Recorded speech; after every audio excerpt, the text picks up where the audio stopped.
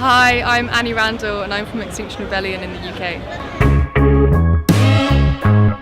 There's been people lobbying against big companies, destructive companies, asking for growth to not be the main topic of discussion since the 1970s, since climate change was the main conversation on the table.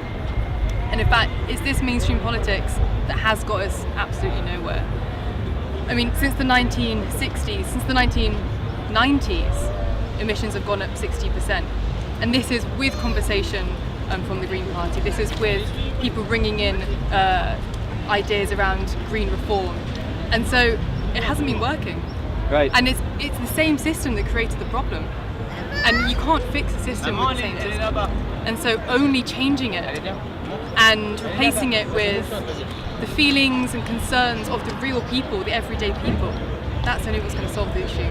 So our idea is we have three demands. The first demand is to tell the truth and act as if the truth is real. So that is also demanding the media to tell the truth about the situation so that people understand what's going on.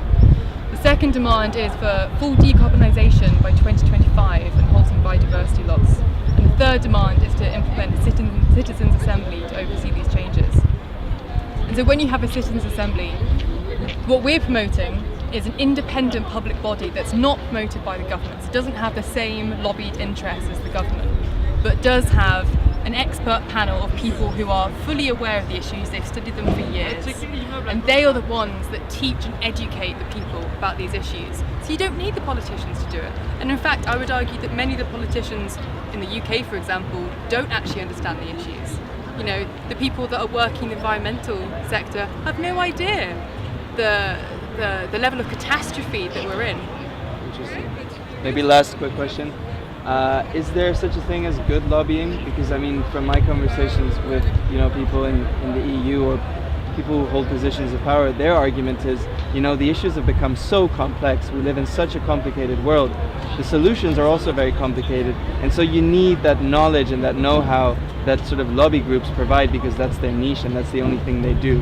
How do you stand to that argument? I mean, yeah, I think you do need good lobby groups. You have lobby groups that lobby for environmental measures.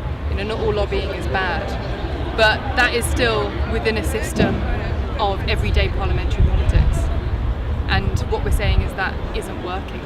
That doesn't mean that in the transition period that the lobby groups can't still educate the government, but in a system where it's run by citizens' assembly, the lobby groups would then be the expert panel that are independent and public that help educate the citizens.